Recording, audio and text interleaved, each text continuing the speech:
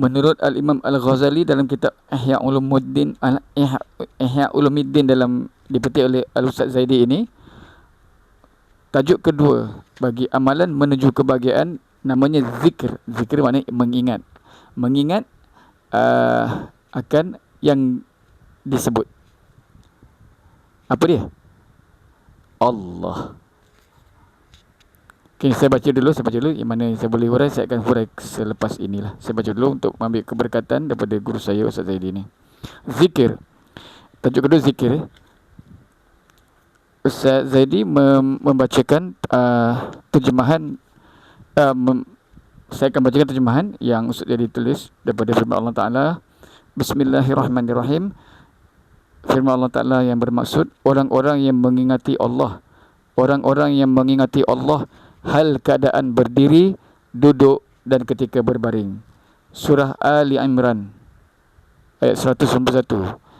Dan dalam ayat Bismillahirrahmanirrahim, inna fi khalqis samawati wal ardi wa ikhtilafil laili wan nahar la ayatil liulil albab allazina yadhkurunallaha qiyaman, berdiri, wa qu'udan, duduk, wa 'ala junubihim, keadaan berbaring, wa yatafakkaruna fi khalqis samawati wal ard Rabbana ma khalaqta hadza batila subhanaka faqina adzabannar. Sadaqallahul azim. Surah Ali Imran. Ni saya ingatlah ayat Quran tu.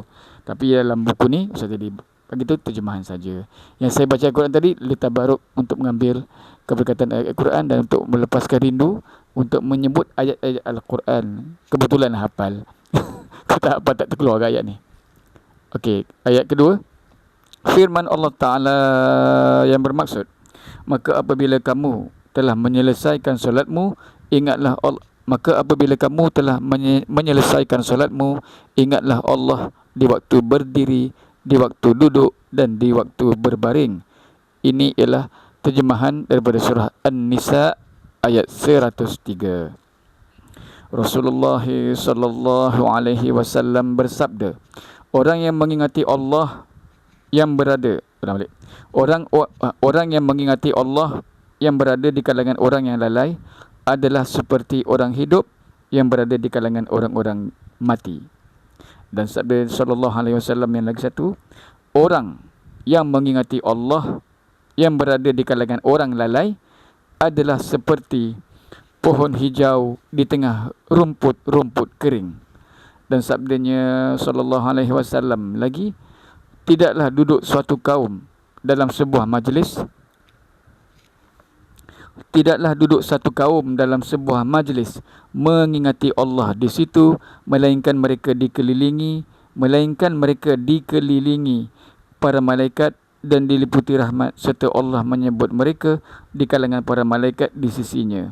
Dan hadis lain, tidaklah duduk suatu kaum di sebuah tempat tanpa menyebut nama Allah dan tidak mengucap selawat untuk Rasulullah sallallahu alaihi wasallam, dan melainkan mereka diliputi penyesalan pada hari kiamat. Dan kalau ikut kami ngaji tu, ada kitab namanya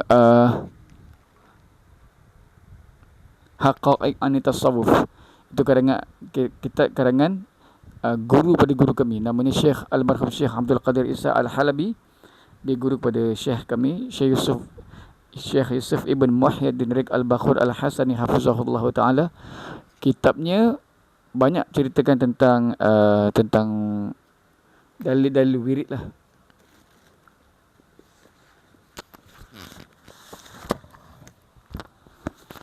Ini terjemahan lah. Ya, pada saya ini terjemahan lah. Ni kitab ni.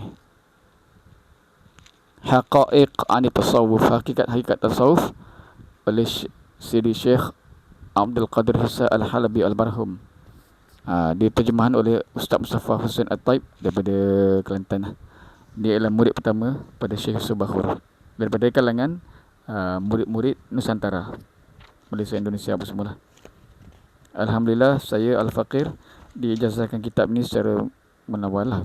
Ijazah tu bila kita lil qiraah wal amal kemajuan ni. Alhamdulillah, Sidi Syekh Rahimuddin Nawawi Al-Bantani sudi memberikan ijazah kitab ini untuk tujuan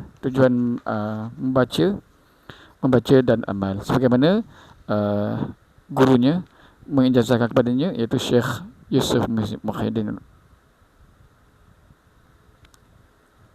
Rik Al-Bakhul Hasani, sebagaimana Syekh Yusuf terima daripada Syekh Abdul Qadir Isa Al-Halabi. Ada temanya, tasawuf semuanya akhlak. Sesiapa yang menambahkan akhlakmu, dia telah menambahkan tasawuf terhadap dirimu. Ni tasawuf.